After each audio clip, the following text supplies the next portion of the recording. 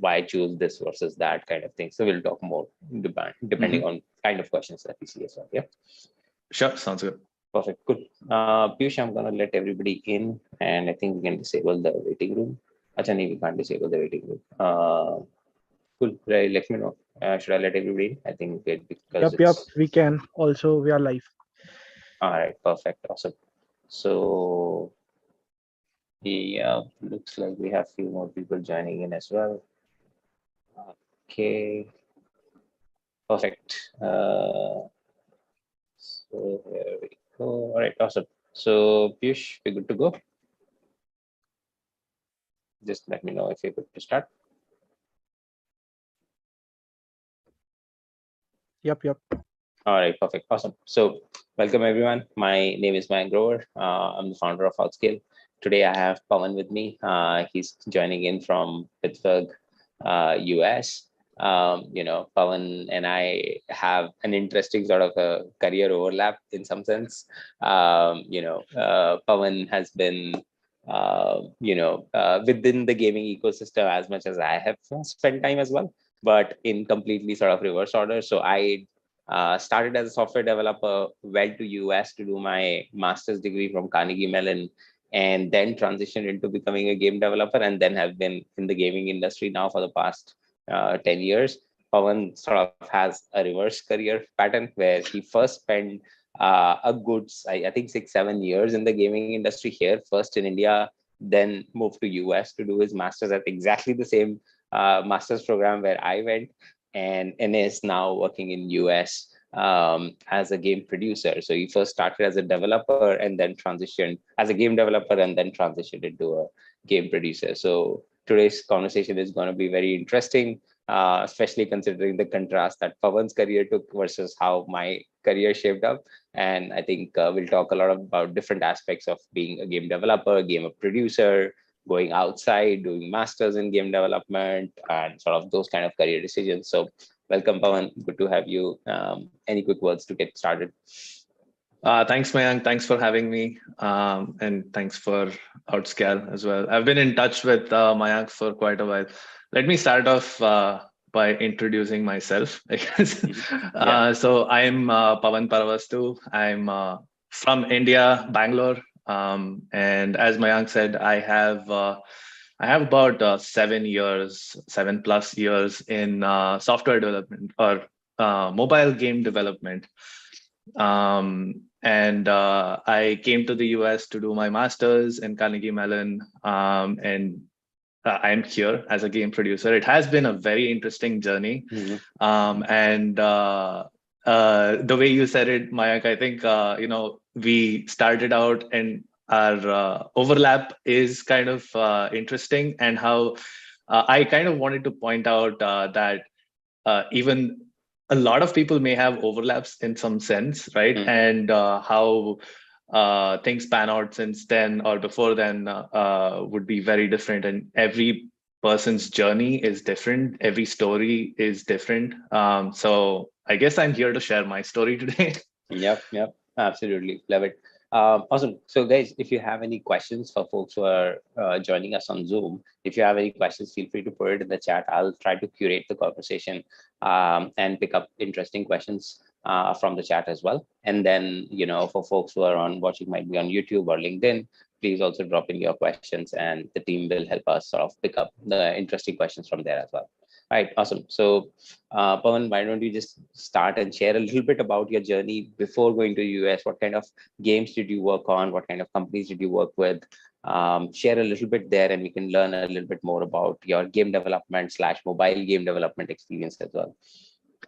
Absolutely. I should probably start off by saying I feel a little bit embarrassed to say that I was in my third year of undergrad before I got to know that game development involved programming.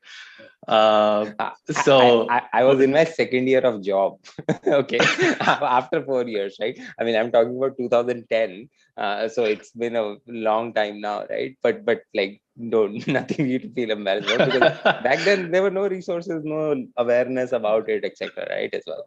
No, yes. Why I say that is because as you said, there were very few resources available. But luckily I found my footing, and it was around the time when I was thinking I didn't want to go into mainstream software development. I had experience working on websites. I knew JavaScript, the HTML, CSS, jQuery, that whole package, right? And a bit of Python and whatnot. After that, when I was graduating, I started looking out for institutes that could offer game development courses. And back in 2011, when I graduated, right, there were little to no, there was almost nothing out there, right? And a lot of that focused on like animation and how do you get into film, etc., etc. Right. Arena, that is one of them. Yep. There was also a small institute called AIGA, Asian Institute for Gaming and Animation or something. This was in Bangalore. And then there was ICAT. But none of them sort of stood out to me because then none of them sort of stood out to me because I already had a computer science, information science, different verbiage, that's it. But yeah, a computer science background, and I knew how to code. I just wanted to learn game development specific coding, right? At that point, I started applying to internships, started making my own games. My first ever game that I made was tic-tac-toe. That was in HTML and JavaScript because those were the things I knew back then. And then eventually I got a job in a very small startup called Go Live Gaming Solutions. This was in Hyderabad. And there I used Flash because the studio and I were both inspired by the same game called Kingdom Rush. I don't know if some of us have heard about it here, but that is still one of my most favorite games till date.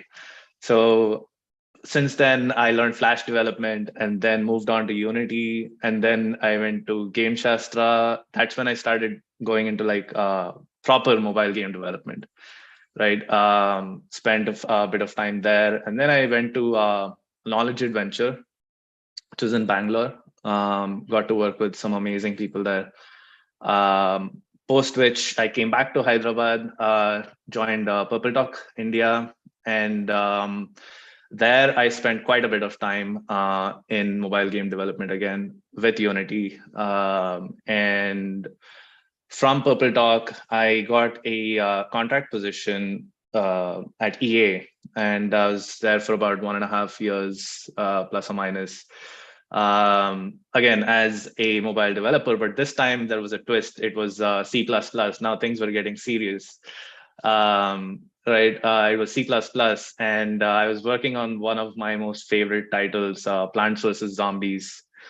And I was doing live services there, which was a very interesting experience. Again, met some amazing people there. It was around this time that I realized that I found all of these other disciplines, especially game design, to be very interesting. And I also understood that I did not know much about it.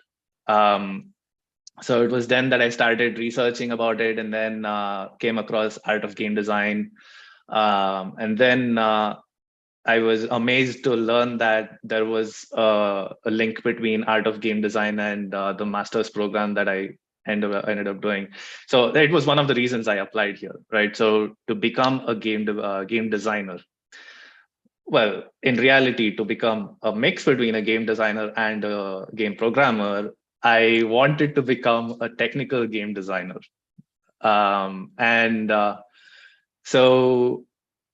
I got here, that was my objective, right? And it's interesting to see how I've not gone down that path at all. And once I got here, things started making so much more sense. The way I had looked at leadership, the way I had looked at learning and teaching the game to a player, right?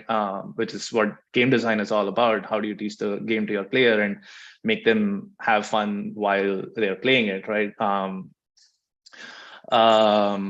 So that sort of pushed me into either design or production space. And in Mayank, you know this, in our master's program, there is an ability to pick the role that you want to be, and you can use your experience from before, but you can also pick the role that you want to be. And I found the role of a producer to be very interesting, because in some of my earlier projects at the start of my master's degree, there were 2-week projects, rapid prototyping, etc., etc.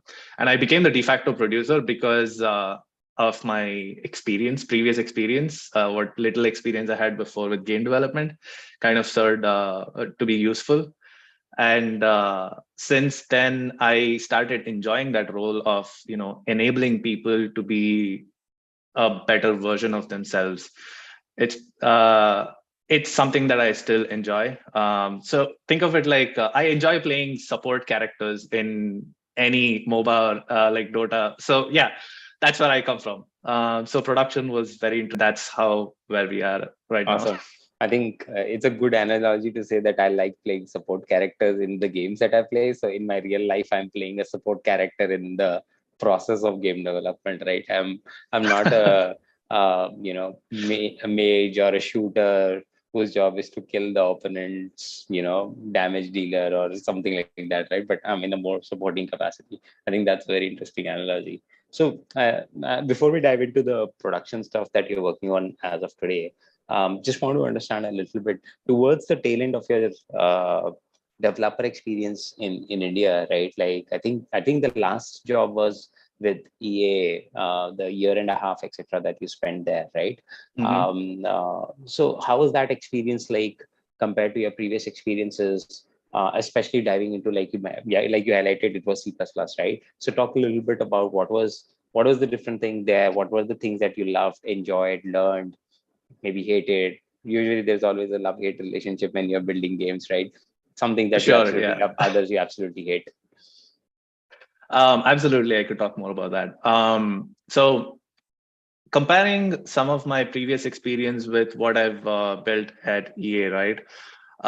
It was very different in the sense, in most of the places that I worked at, we were focused on client projects. So we were making games for someone else who came up with the design and then relayed it to us. And then, yes, we did refine that design a little bit, or went a little deeper. Refine is probably a not good word.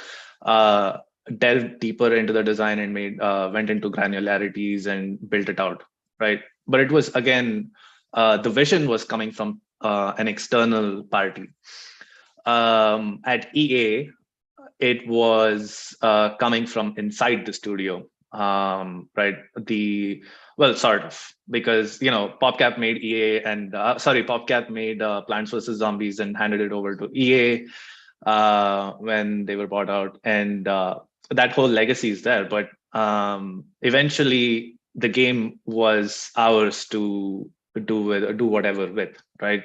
And the changes we put in, everything came from inside of the studio. And that I found to be very different. And that is sort of what changed my mind and wanted me to explore game design as well. But yeah, between the experience of being a Unity game developer to C++ live services at EA game developer, right?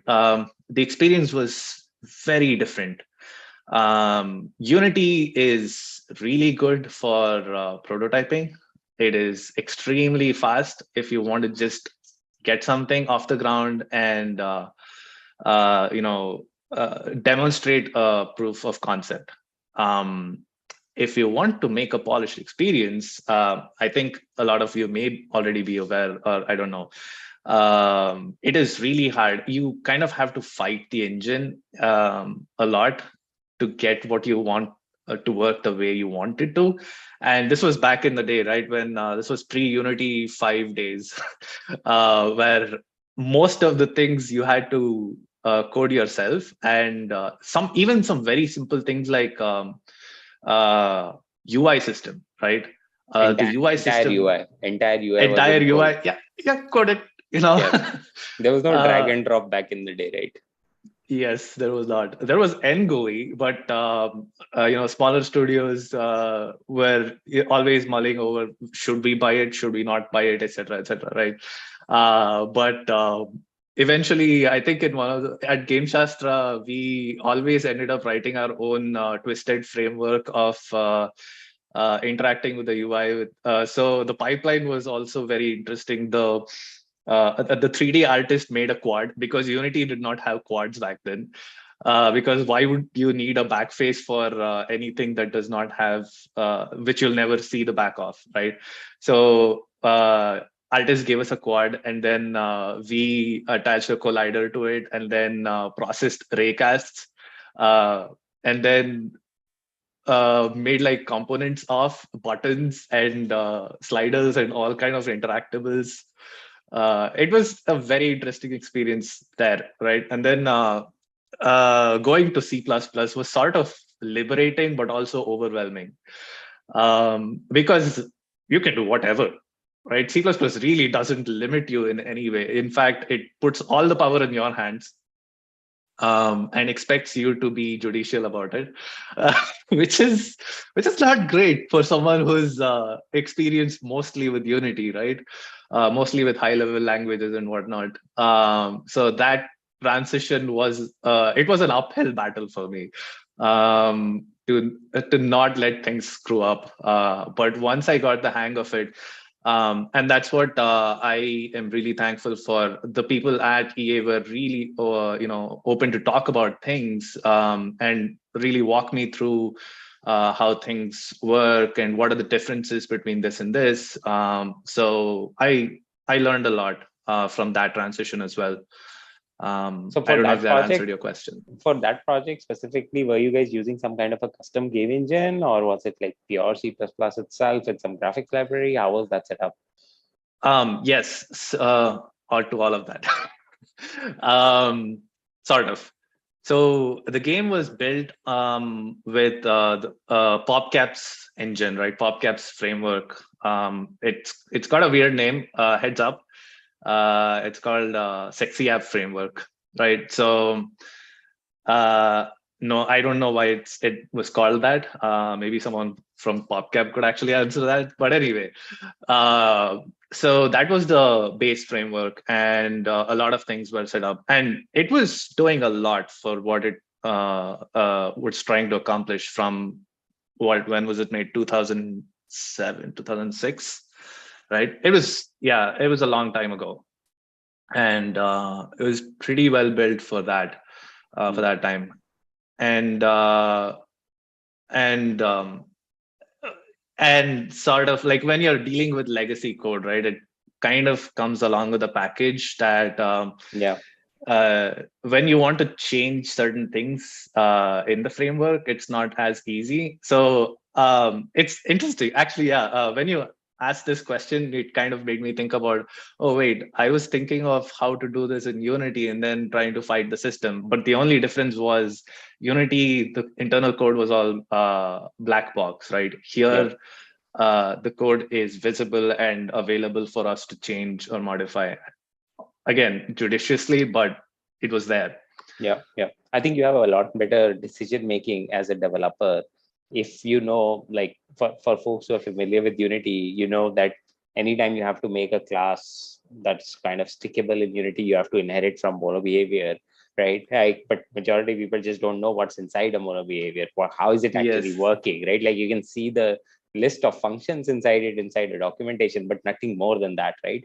But here, if you have, Yes. like Pavan is mentioning, like if you have access to the entire engine code itself, you can actually see and understand what is the internal engine trying to do when you give it your code, right? How are the two sort of interfacing with each other and talking to each other, so you can probably do something better or optimize it better. But then for that, you need to be a smart developer to realize, go into which classes, find things where, and sort of figure that out, right? So it definitely requires a certain level of expertise slash understanding of the framework, the engine itself, and probably a little bit of a mastery on the language itself to get to that stage where you can comfortably think out, hey, I can potentially go and make some XYZ change in the engine itself. If you don't know what you're doing, you'll be in big trouble, right? You don't want to be just messing around with the engine code itself, because then you're not just breaking the game, you're breaking the entire engine altogether, right? But any places where you felt that uh, like learning Unity was an advantage going into this as well, right? Because there might be things that the knowledge that transferred over, right? So going from like a C# based engine, well, actually Unity C++ itself internally, just that uses the language C# from a customer facing perspective, going from one engine to another was still an advantage, even though there were big differences to adjust to as well. I should probably think about that. Okay. So Unity prepared me with object-oriented programming. Well, right. So I had fundamentals in object-oriented programming and data structures and algorithms from my undergrad. And outside of my undergrad, I never got to use, I never had to use it in that capacity, i.e. with C or C++. So when I started using Unity, right, again, it's all like a component-based system, but it made me, it made me think about, coming strictly from a programming perspective, right? It made me think about what actually goes on inside of this, right? So my most favorite shortcut in Visual Studio is F12, go to definition, go inside and see how each class is written out, right? So using a language which was higher level than C++, did not need a lot of memory management, allowed me to explore the facets of object-oriented programming itself, the higher level aspects of it, focus on algorithms, focus on how I can use algorithmic structures to solve the problems that I had in game development, right? So I would say C# was a really good stepping stone, and it prepared me for what C++, sort of prepared me for what C++ had in store, right? Because it's always overwhelming when you go from C# to C++. And I think it's generally overwhelming anytime you go from any language to C++, right? Like C++ is that grandfather of all languages, just dominates the entire space. Why, like you said earlier, right? Like it gives you a lot of control, but then you have to be very careful with what you're doing as well, because it can, really bite you as well. Yes. Because and then we had to so when I went to C++ after 6 years of using C#, suddenly garbage collection was not a thing anymore, and be very careful about allocating and deallocating memory and all of that. So we have to do a little bit of that in C# as well, but it doesn't punish you as much. You know what I mean? Yeah. So even with the full stack program as well, right? Like people often come up and ask, like literally majority of them ask this as the first question, that, hey, if you're gonna do game development with Unity, why the hell even are we studying C++, right? So in literally almost like the 7-month duration of the program, 3.5 months is just C++. Like you're really hardcore focusing on C++ and data structure, and people often get confused, right? And I think the main thing is that because it's a very harsh language, right? Like it's a very strict language, so it prepares developers better for the real world, right? Like if you just do say C# or Java, you can take things as a developer for granted, like you just mentioned, memory management, things like that, which we often ignore because the languages and the compilers themselves take care of it. The runtime environment takes care of things like that, right?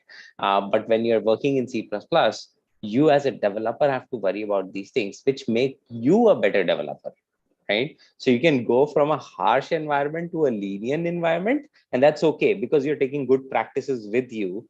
And if you go from a lenient environment to a harsher environment, right? In this case, C# to C++, you really have to buckle down and you have to very carefully learn new aspects, right? So it's always easier to go from C++ to other languages versus reverse transition is very harder, right? So it's good to see that you are able to correlate that with your sort of prior experience as well. No, absolutely. I would agree to 100% agree to what you said. And I would also advocate for learning C++ early on because it provides a really good foundation. And because um, even though Unity is handling all of that code and internally is giving you all that functionality, right? You gain a lot of perspective when you try to understand what's going on inside the engine, and optimization just gets a whole lot better when you have an idea of what's going on. And Unity is a C++. It was built with C++. The internal engine code is still C++. So yes, it definitely serves well. Yeah. I think Ray asked a question a little while back in terms of like, when did you get your sort of first game dev job at that level? Like what was your sort of experience level? What was your portfolio like? Just talk a little bit about that. How did you break into that first most critical one? Oh yeah. So the first one is always the hardest, right? I keep telling this to everyone that asks me now as well. So getting your foot into the door is really, really hard. And back then, Unity wasn't as prolific. So Flash was the only way to go. I made a few prototype games with Flash. As I said, I made Tic-Tac-Toe first, and then a couple of games with Python using Pygame. And I was trying to learn Flash, and I think I made some kind of a free cell like card game. I don't remember, but yeah, that was one of the first games I made in Flash. And this was my portfolio, so to speak, right? I didn't have anything as in terms of a portfolio. And when I applied to studios, I kind of self-selected, which in hindsight may not have been the best thing to do. I kind of self-selected and applied only to smaller studios, and there were interviews and then take-home tests. After which I managed to land a job. That was my first job in Hyderabad, right? Which I mentioned, Go Live Gaming Solutions. So yes, I guess the most important, and things are very different from back then and now, right? Now game development is a lot more accessible. It's Unity and Unreal together have, and actually, yeah, it started out with Flash, but Unity has really taken the torch and ran with it in terms of making game development more democratic. And people are able to just launch the engine, watch a few tutorials, and actually have something running at the end of the day, right? Day one, can you have something to show? And the answer would be yes, because we are using Unity right now, and all of the plethora of tutorials and resources available online enable us to do so. Right. So now it becomes a lot more competitive because a lot of people can do the same thing at the end of the day. Right. What shows that you have a better grasp of the engine, the language, and of game development itself would be to incorporate whatever you learn into your own ideas. So that would be a lot more important now. So yeah, I'm sort of not answering your question because I think that whatever I went through back then might not be as relevant now. So what is more relevant now is to have that sort of even if it is one game, right? That is fine. Build it out, go deeper. Don't go broader, go deeper. Right. And I think, Mayank, you bring this up very well in some of your videos as well that I've seen. It is very important to go deeper. Correct. And I think I 100% resonate with the same sentiment in terms of going broad versus going deep, right? Like you, in your first job, even if you show good expertise, even with a very small part of the system, that is a good indication that you can really go deep in learning something and grasping it very strongly, right? So a lot of people end up making this mistake. Oh, I'm going to show two projects about Unity and two projects about HTML5 and two projects about Unreal. And the moment I start in an interview process grilling somebody a little bit on Unreal project itself, the first question they might be able to answer a very basic one. I move on to something slightly more advanced and they fall flat, right? Because they never took the time to go deep into what they're doing, right? And that's why usually my advice is always is that if you do want to construct a portfolio, right, like pick one engine and just stick with it, right? People end up hopping that I want to have full coverage so that if there is an HTML5 job, I can apply for that. If there is an Unreal job, I can apply for that. No, you don't need that. You can transfer your knowledge from Unity to Unreal to HTML5 to other places, but you need to have some amount of expertise at least in one, right? There is a very famous saying in the ecosystem as well, right? Like when you're talking about startups and products and all as well, right? Like if you're everything to everyone, you're nobody to no one, right? Like don't try to be, the one medicines that cure all diseases. It's just not possible, right? So you can't be that magic medicine for every kind of thing. Instead, if you're really precise, you also, Pawan, did the same thing, right? Like you knew your skill set was limited and you had some kind of a games to showcase on your portfolio. You handpicked a little bit of the studios, but you still got your start, right? Like in the hindsight, maybe the strategy might have been different. You could have applied to even Ubisoft or EA directly back then. Whether you would have gotten in or not, it's still, up in the air. Who knows, right? It's history now. So Yeah. but still, right, like the at least it got you started because you had something to show for it, right? And if Yes. that's the case, right, like always go deep to like really showcase that you understand what you're talking about, right? And your Yeah. knowledge is not just at the YouTube level. What YouTube videos teach, you're not just at there, because that anybody, like you were saying, because the resources in YouTube are easily available, anybody can sit 20 minutes and watch the same YouTube video, right? So you need to showcase Yes. that you have slightly more depth than any average Joe who might spend 1 hour on YouTube, right? So Definitely. Yes. yeah, 100% agree. I think there's another interesting question from Jinesh. He's asking that over the years, I think Unity has matured a lot, which I think we both kind of agree, that Unity is kind of ready to take a step into filmmaking and metaverse. So I think what's your general take around on that side? Unity sort of getting exposure into these other domains. Film, I don't know if I can talk much about it, but metaverse and VR, AR, I definitely can, because I spent a lot of time at my master's program working on VR projects. So Unity made that a whole lot better. I had colleagues or classmates who were trying to achieve similar results in Unreal, and they were going through some roadblocks. And this is 3 years ago. So again, things have become very different with Unreal now. But Unity lets you prototype really quick. As I mentioned before, and Mayank, you know this as well, the first semester of our master's program, we are put into teams of 5 members with 2 programmers, 2 artists, and a sound designer to build a game in 2 weeks or lesser, right? And we do this for 5 times over the semester with different team members.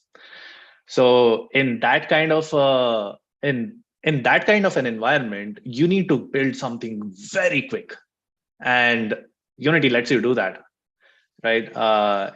It has matured enough to actually make prototyping very, very accessible, right? Again, nowadays Unity lets you do more in terms of customizing and optimizing your pipeline, and AAA titles have also used Unity, right?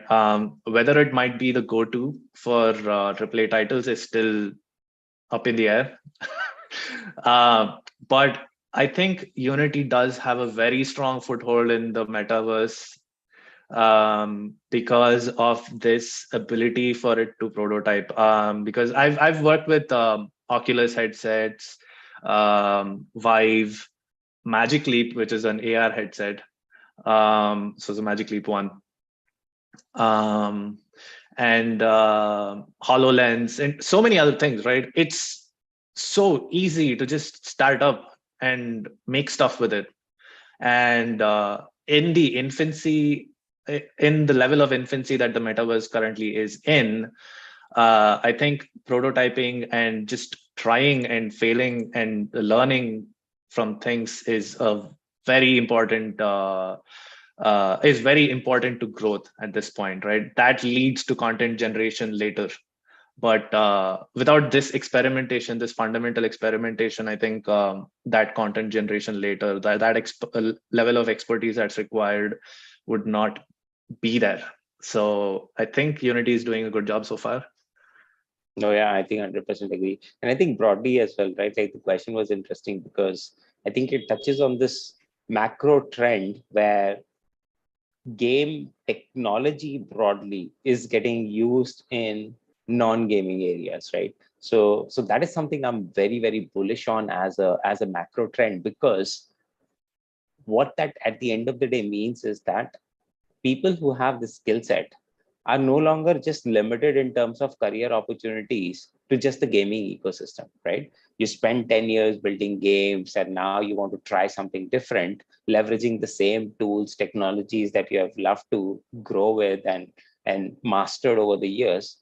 You don't need to move to yet another game company. You can go to a large marketing player in the space who might be experimenting with AR, VR kind of experiences for marketing, right? There are construction companies using drones with virtual reality to showcase large scale mega city projects and whatnot, right? There are, like today only I saw a LinkedIn video of some company demoing a Gucci bag to a customer to make a $5,000 purchase of a Gucci bag with an AR experience, right? Like these are high ticket price items as well, right? There are already furniture apps that let you sort of set a sofa in a part of your house and see how it will eventually look like in different colors and shapes. So I think the macro factor of games technology sort of creeping in for like AutoCAD and industrial design and filmmaking. Mandalorian, which is a very famous series from the Star Wars universe, heavily relied on Unreal Engine for part of the filmmaking and all, right? So that macro factor is very exciting because it just opens up plethora of opportunities for talent in the space to flourish, try out different things, explore, and not to mention like you see a crap ton of new startups doing innovative shit as well, right? Which is very interesting as well. So I think for me, out of that question, that was the exciting part of the factors that get me up in the morning to say, okay, what's new happening in the world, right? Like what are the new startups Yes. that are coming in, what kind of talent they're looking at, and so on and so forth. Yeah. But yeah, awesome. So I think like before we like start towards the close of the session, we didn't get to talk at all anything about your current opportunity, what you're working on as a producer, and so on and so forth. So would love to learn a little bit more about your role today after you have graduated from this master's program, and then like what essentially. I think somebody had asked a question regarding what really is a producer. So if you can shine a little bit light there, and what do you work on today? What kind of projects and so. Sure. So let me start with what is a producer, or maybe I can come to that later. So at my current position, I'm a game producer at Simcoach Games. We work on games with a purpose that includes educational games, serious games, training simulations, transformational games or experiences where games are intended to transform the mindset or offer a different perspective to the player playing the game about a topic. So educational games have been a sort of soft spot for me from back in the day when Age of Empires and Age of Mythology inspired me to learn history and things like that, right? So that's kind of what drove me to Simcoach. But coming to the role of being a game producer, right? I had mentioned this before as well. Helping people be the best version of themselves, right? So that is something that I take very seriously, and it means a lot to me. And that is the nature of my job every day, right? So that includes anything from organizing things so that people can access it better. Information could be found as easily without having, so basically reducing confusion, right? And scheduling so that people are not always confused about, oh, what do I do next, or when do I do it, and things like that. And then there is also organizing, scheduling, um, note taking, right? Running meetings and make notes so that people can actually go back to it and refer to things. So these are all like the hard skills of production, but this is only half of it. There is a whole other part, which is interpersonal skills and relationships. So when it comes to that, right? Um, you need, so as a producer, I need to have a finger on the pulse of the team, right? What is the team going through? Where identifying where the blockers are, where the roadblocks are, and then trying to unblock team members and mitigate risks and things like that, and help the team grow together, right? While also being focused on getting the project across the finish line. So this is what a game producer does, like the overall description, I would say. And if I were to give another analogy, right, I would say game producer is like engine oil in a car. So you'll not realize that, you'll not see anything problematic, or you'll not even realize that it's there when things are going smoothly. It's when things are not that you'll see the importance of not having that engine oil, right? It is what keeps things moving. So that's basically what a producer does. We do the stuff that uh, keeps the team moving. So while an artist, an engineer, a designer, tester, all of these people have like very specific tasks that they are focused on, and they have a product at the end of the day, or something built at the end of the week, or whatever, to show, right? Our product is the team itself. Yeah, no, I think that's a very good analogy, right? Like the engine oil analogy. It's like you won't realize it's missing when the car stops, right? That's when you realize, oh shit, I need to refill engine oil, right? So I think that's a very good analogy. And by the way, I think the chat is just like throwing out really good questions. I don't think we have time for all of them, but I'll try to pick out some, right?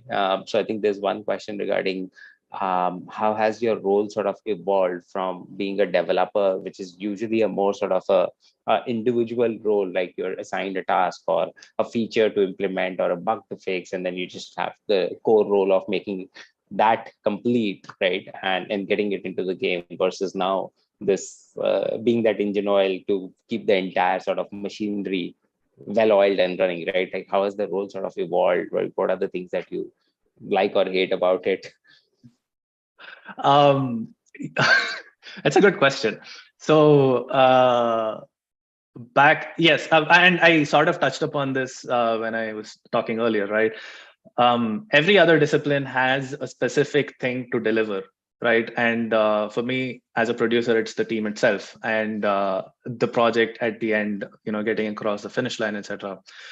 There was a part of me that had to grapple with what does it mean to not be an individual contributor anymore, right?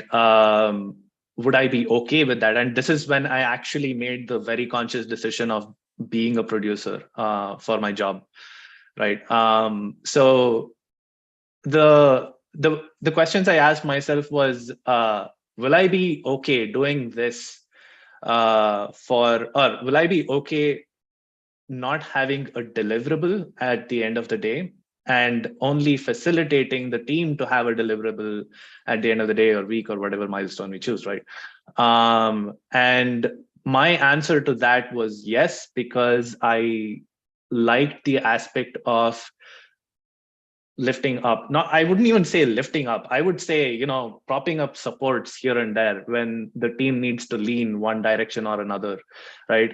Um, so yeah, it's basically like that. And one more weird analogy, right? If is like, think of a platform and four different legs, and the legs are constantly longer or shorter. They keep changing in length, right?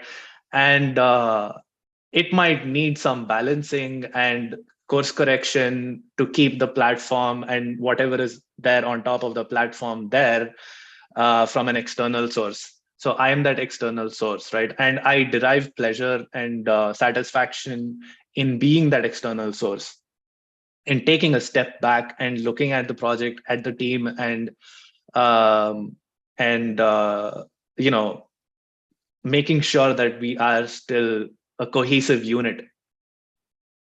So yeah, it's a really ambiguous response to that question, and But it might change from person to person was too. there a pivotal point when you realized that, okay, I'm okay with not being an individual contributor, not being a person who has a deliverable at the end of the day, right? Like, was there something that you can now look back and say, okay, maybe that was the transformative experience that made me say that, okay, I want to try something different here, or I want to do something different? Yes, actually, that's a really good question. In one of my projects, right, I was the producer and not a software engineer or game designer for that project. And the team was amazing. I loved working with them and all of that. Um, so my professor constantly kept bringing up, producer is one with all the responsibility and none of the authority.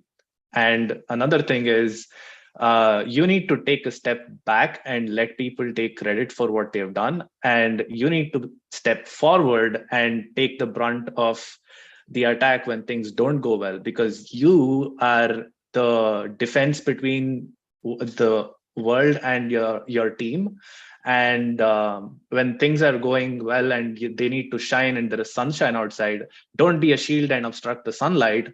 Step back and let them shine, right? So these two things I kept in mind and went through that one project. And at the end of it, I realized that I derived a lot of satisfaction in doing that. And that's kind of, I think, one of the reasons why I like teaching as well, to enable people to help them grow and things like that. So that Yeah, was that pivotal point. got it. I think I can think of like being a coach on a sports team is kind of similar, right? Like if the team is Very similar, doing yeah. great, winning awards and championships and whatnot, right? Like it's the team players that get praised for it. But if the team is failing miserably, usually it's the coach that gets fired the first, or the management that gets fired the first, right? Not the players. Yep. So usually that's a good analogy. I think there's some conversation regarding the iron source acquisition of Unity recently in the chat happening as well. I don't know whether you have any hot takes on that. Maybe you can share if there is, otherwise we'll skip over it. I don't have any hot takes on that. I'm sorry. But I think it's a good step forward. Like I was reading what in the chat. I think Unity, because it's trying to build a full-fledged ecosystem around Mhm. building games and not just being a core tool for just the development aspect of it. They're trying to integrate a lot of the pieces from monetization, ads, and publishing and all that, right? Server hosting, Exactly. etc. To be the be all one all kind of a solution for everything game dev related, right? It's interesting to think about that deal, right? Because as you brought up, Unity is trying to be that catch-all for everything, and it's not new that Unity is acquiring things. It has been happening since the age-old days. NGUI was one such acquisition, right? NGUI, they acquired it because they wanted the UI system. Now Unity UI was built on top of or using all the learnings from Correct. NGUI, right? Correct. Yeah. So I think Unity is very conscious about those kind of decisions when it makes those. What is particularly interesting to me is Unity has an analytics and ads platform, and yet they wanted to acquire IronSource because IronSource has that big of a chunk of the market under it, right? Yeah, I think it's an interesting deal. I'm not surprised by it. Yeah, Yeah. and I you think brought up very good points as well. probably because of the market factors, a lot of the stocks are down as well. So it's a good time to acquire stuff just because stuff is relatively cheaper. So Yep. I mean that's more going into the stock market rather than game development. So, but yeah. So I think this was awesome. Overall, there are way more questions than we can probably cover, but I want to be respectful of your time as well. I know I it's think, just getting started. yeah.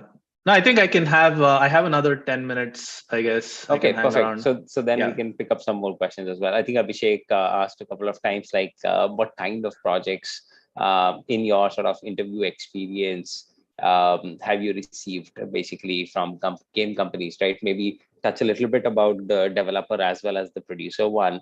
And if you have also maybe given some projects while hiring talent as well, maybe just add in that as well. Just to clarify, by projects for interviews, what do you mean exactly? So during the interview process of a company, what kind of projects usually they give as a coding assignment or as a production take-home assignment? tests. Take-home tests, correct? Okay. Sure. As a software developer, again, this varies with different companies, right? But some companies, some studios do give you a take-home test, and which is, I've had some interesting ones and not so interesting ones. So I'll talk about the interesting ones. So there was this one studio that gave me a take-home test and said, there is this outdated image format, right? And hypothetical situation, right? This there is an outdated image format, and all our assets are built using that image format, and all our frameworks are built using that format. Unity does not know how to render that format, right? So they gave me a test saying, okay, your task is to render this particular image format the way it's supposed to be shown on screen. I said, cool. So that it was a very simple prompt, right? But it goes deeper and makes you think, oh, how is the image format laid out? Go to Wikipedia, find out. It lets you Google stuff. So they are not assuming that you already know all of this out of the box, right? I think so that was one important distinction from the good ones and the bad ones. So the bad ones just assume that you have all this knowledge and they just want you to show what you already know, right? I think the good ones will see how you learn new things, right? What do you do when you are faced with a problem that you have never encountered? And to go deeper into that and all of that. So in this particular test, I did render it, but then it started making me think, okay, if artists or designers are using this format, then maybe they're also using some other tools, and maybe they'll need to have like a converter or something to like a new format to old format and things like that. So I ended up making like a PNG converter as well, just because, things like that. It was fun. It's challenging and fun. Yeah. Right. And at Simcoach as well, I'm part of the recruiting team for interviewing, right? Because I have experience, and we use that. I participate in interviews and the code review process and stuff like that. one of the things that we do is we give a take-home test. It's of a very sparsely populated project, one of our older projects. And there are some assets in it, there are some foundational code in it, and we give a write-up or problem statements of different things that we want addressed in the game, addressed and make it more complete and whole, right? So what this does is it lets the developer or the candidate think of how can I address these problems and how can I do it better, right? So the base level candidates, whoever will be qualified, right, will know how to address these problems, and they will give you an output at the end of the test. Cool. What we are really looking for is those people who have not just given the output, but have thought it through and try to address problems that might arise out of it, right? And it's not just at the end of the day, oh, you gave a test, okay, you're recruited. That's not our process. So what we do is we take we are very serious about our interview process. So we take time to set up a call where we walk through the code with the candidate and let them explain. So this lets us get a peek into their perspective as well. So this is the software engineering coding related take home tests. As a producer, I think there are take-home tests that companies will give you. They usually come from bigger organizations. And as I mentioned before, a big chunk of what we do as a producer is not the hard skills. It's about how can we think about a problem, how do we address a problem and solve it. It comes from experience, and how do we explain all of that, right? So the most important part of a producer's interview is the interview itself, where there's a panel and they're asking you questions. And many studios will also have a multidisciplinary panel, art, programming, and QA, design, all of them in the call, and posing questions and whatnot. They think about how have you addressed problems and how you solve them, right? There are take-home tests where they will ask you to not our studio but other studios, they will ask you to they'll give you a data set of, oh, here are the number of example, right? Here are the number of bugs that have been the report of bugs that have been tracked in the system, right? Okay, at the end of this month or whatever duration that is, do you think the bug count is actively decreasing or increasing, or how do you project this? It's a lot of math-based questions, right? Which sure is part of our job, but according to me, for an entry-level producer who does not have the experience of being in a team, being in a space where they have collaborated and had to build interpersonal relationships, resolve conflicts, etc. This kind of a test sort of helps build a base, and that's all it helps to do, because it's this other part is that's very important, right? And it's kind of a catch-22 again when you think about it. Okay, we want to hire producers who have experience working on a team. Okay, but this is an entry-level job, so they wouldn't have experience working on a team, right? So I think this is where bigger studios tend to hire more entry-level positions, where they can just focus on this hard skills part, and then they once they bring them onto the team, right, then you get the experience by observing, right? Then after a year or two, then you start, oh, okay, this is important, I need to learn this stuff, and then collaboration, conflict resolution all become part of your skill set, right? So those are more the soft skills. I hope those answers were sufficient. No, I think like very elaborate and very detailed. So really appreciate that. I think for the engineering one, I can totally relate, because this is something that we have also done when I was actively working with a lot of startups and helping them hire. Now with Outscale, like we are on the other side of the hiring, where we are helping companies hire. We usually don't interfere with their hiring process per se, but we have seen companies do something similar, like you mentioned, right? Like you'll get a semi-complete project, And now the first aspect is like, go fix a bug. That's completely stopping the project from starting, right? Like that's step one, right? And then step two is like, okay, this feature is part working, only 50% working, right? Like complete this feature, right? And then step three might be go implement a new feature altogether, right? So it basically they're trying to see that are you able to jump into a production scale project. 99% of the time when you're joining a company or a studio, right, you'll not be starting a new project from scratch, especially if you're entry level developer. You'll not have that luxury to say, I'm just going to start GTA from zero and this is going to be my project at this company. Usually doesn't happen that way, right? So you'll be jumping into a project that's already existing, and you need to sort of figure out and work your way around to figure out, okay, how does this project even work? How are the 10 other developers on this team working?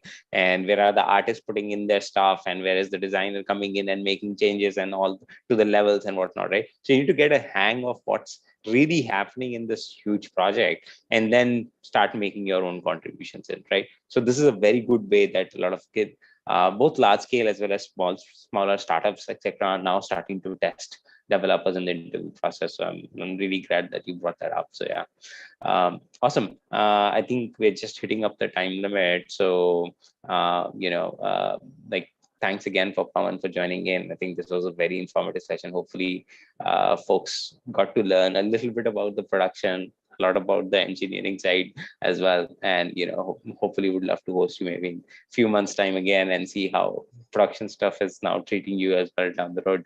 Once you sort of start to more mature into this role as well that you've taken up in this career transition, and talk more about it.